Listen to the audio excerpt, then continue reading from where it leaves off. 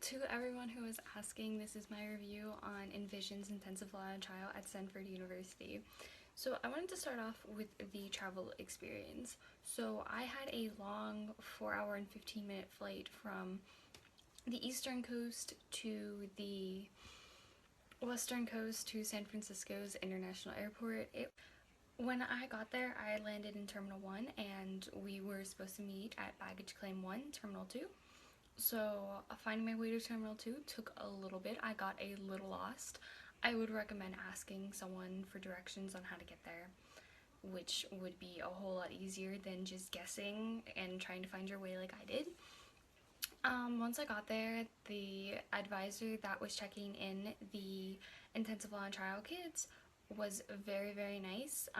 There were a whole bunch of other kids waiting there. We were just waiting for the shuttle. And after 30 minutes to an hour of waiting, we got a shuttle because we were waiting for, I think, about 50 kids before we headed off to Stanford, and I was on the first shuttle there. There were almost no empty seats, but there were about 180 kids in total at the program. It was 30 to 35 minutes to get to Stanford University. The bus ride wasn't bad. It was, normal bus ride. We were on a coach bus. We got dropped off in front of Roble Hall, which would be our dorm for the next 10 days. It was not a separate girl-boy dorm. There were boys on one wing and girls on another wing. However, on certain floors in the middle, I think were the girls, so you could see down to the other side where the boys were. You didn't really come across the boys. Some of the boys would try and run over after room check to come see us, but we were not the only camp that was staying there. There were the Envision Medicine kids, and there were a couple other camps. I know there was a golf camp, and there were a few others after that one. And we just stayed there. The dorms are pretty nice. There are bedding sheets for you already laid out on the dorm beds. They were a little rugged, and I know some people had some problems with them. When they would sleep, they would, just pop off the bed. I personally didn't use them. I brought my own sheets. I thought that worked better for me because of who I am, but a lot of people that were there used the sheets that they were given, and they had some towels and some soap there that people used too, but a lot of people brought their own towels. I think more people brought their own towels, but in the middle of the program, they took a day where the advisors came in for room check the night before and said the next day, if you want new linen, you can take your linen, put it out by your door, and they will come by, grab it, and give you new linen. So I thought that was really nice. It's actually really helpful. The advisors were super nice. The only real problem I really had was the room check, because you had 30 to 45 minutes after your last session that night, and that was the time that you had to get back to your dorm to take a shower, to get settled in, and you had to stay awake until room check, and an advisor would come around. On the first night, they asked for your name tag, which you have to wear all week, and a school ID or photo ID or some ID of some sort to prove that is who you are. After that, they just, come in the room and make sure the 2 of you or the 4 of you are there, depending on whether you have a quad or just 2 people. I had a quad personally. I love my quad. I love my 3 other roommates. They were amazing.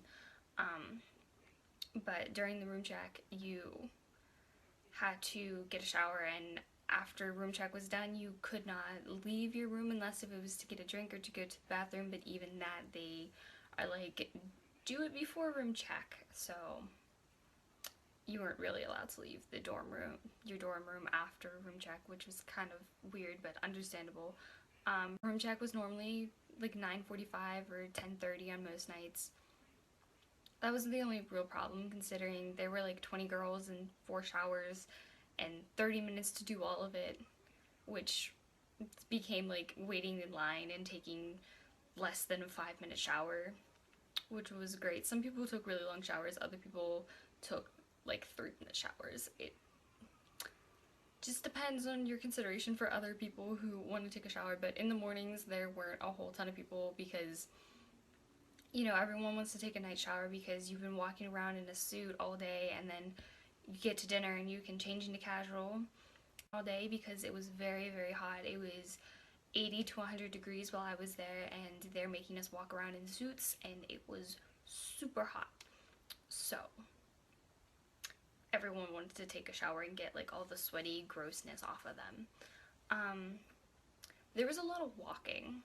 So they call med every time that you need a band-aid or something of that nature, and you know, med's really helpful, especially for the girls, because everyone's walking around in heels the first day, and it's a really long walk to your first lecture.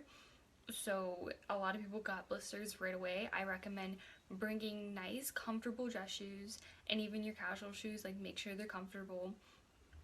In Relax Professional, almost every single day, there were a few times where they asked us to be in professional clothing, so bringing one pair of clothing probably was not enough. I think 3 pairs probably would have been more like it. So keep that in mind if you're packing to go there. 3 outfits of professional clothing. They weren't really strict on like what was professional clothing and what wasn't, because they recommend you wearing a blazer for professional clothing, but I know I didn't ever, I don't think I ever put on my blazer, except for when we went to do our trial. But a lot of other people tend to put on their blazers. During Relax Professional, they just had sweaters on, but there were a lot of people who were in tank tops, which they are so against, but no one really ever called them out on it. They just, you know, put a blazer on when they needed to, and no advisors really said anything. Even with the shorts, like in casual, they recommend not bringing shorts that, you know, aren't fingertip length, but I saw a whole ton of people doing that. Spaghetti straps too, they're like, don't do it, but I saw a lot of people who had spaghetti straps on. I saw a lot of people who were in really short shorts. I did not see them get called once on it. I never saw an advisor make a comment on it, so they said that they were really strict on dress code, but as far as I was concerned, I never saw any issue with an advisor commenting on, you know, someone's dress code. So, you know, just keep that in mind if you're packing. Food there, it's lunch and dinner is the same thing. For, you know, 9 days of eating dinner there, it's the same thing. Breakfast is pretty much the same thing every day too. They'll switch it up every now and then, like instead of waffles, they'll have pancakes or something like that.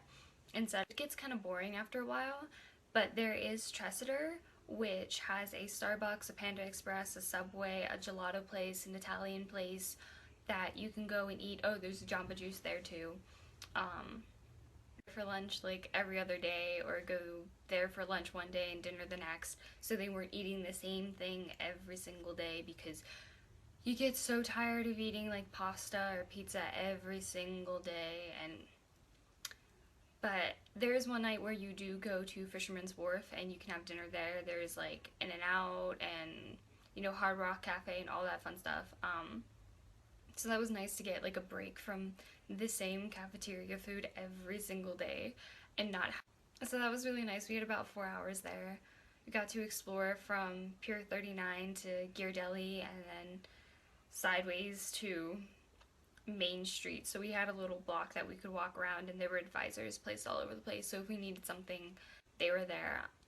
And then on the 9th day, before you go to San Francisco Superior Courthouse to go and do your mock trial, they give you a little bag lunch. They give you different options of sandwiches, like there's roast beef and cheese, there's ham and cheese, chicken and cheese, a lot of cheese, you know, something different. The mock trial was really interesting for me. I really enjoyed it. I played a witness, Dr. Carrie Kramer.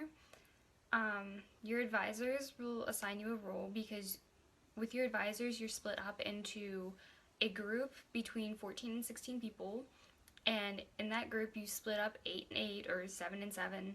If you have 14 people, you'll probably have 2 people who double up on an attorney and a witness, or 2 witnesses or 2 attorneys, um, just stuff like that. But you get split up, so 8 and 8 or 7 and 7, and in your group you have an 8 for defense and then 8 for plaintiff. I was on the plaintiff side.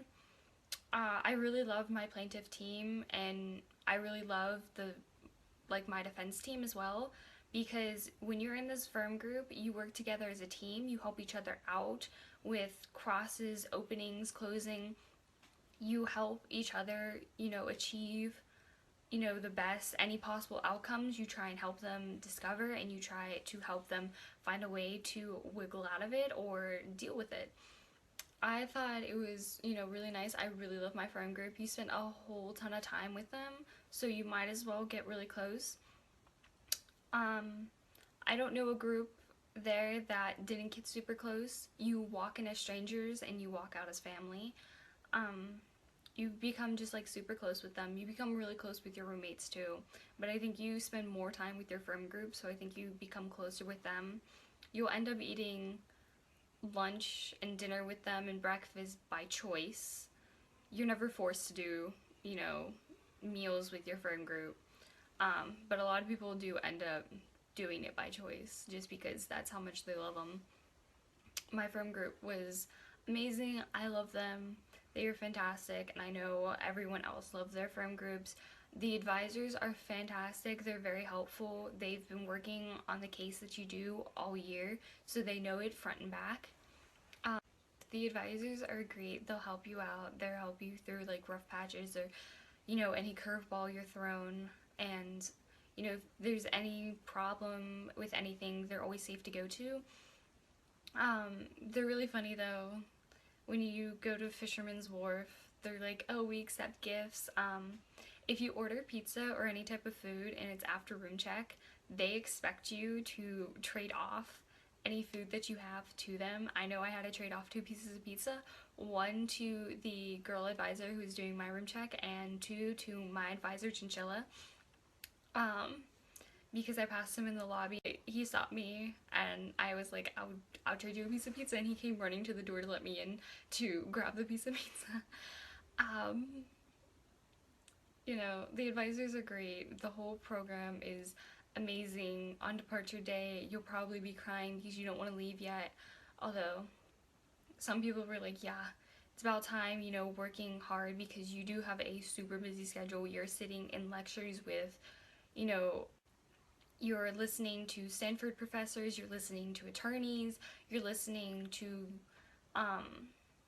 the advisors talk about college, you're listening to them talk about how to do an opening statement, how to do a closing statement, crosses, how to act as a witness, how to answer directs, how to do directs, all that fun stuff. So you have a very, very busy schedule, and it's you do have the option to take notes. I recommend, if you're going to take notes, bring a computer, because laptop around, because it is a lot faster than if you write down all the notes. And if you write down all the notes, there's a lot of notes and your hand starts cramping up. That's what I did for the first couple days. I was writing notes in a notebook, and I decided, no, I'm just going to carry around my computer, because that was very, very hard on my hand and very difficult to write down all this information at once. It was just a lot. So I recommend typing them, so it's legible when you go back to look at them, to help you with the case. And do whatever you need to do, your cross, your direct, your opening, closing, anything like that, pre-trial, just all that stuff. It's just legible to read and helps you out instead of just kind of sitting there. I think that's really all I have to say. If you have any other questions, please leave a comment below. I think this program is great for anyone who's interested in going into law, who already knows that they want to go in law, or they even think it's a remotely possible option that they want to go and explore and see what it's like. It's expensive, but I think it's worth it. It's a whole ton of fun. It gives you 3 college credits, I believe, and it's a great experience. You meet a whole ton of people. The advisors are great, the people are great, the program is great. Everything about it I just loved. It was fantastic, and I hope if you're going this summer or next that you have as much fun as I did, and I hope this was helpful.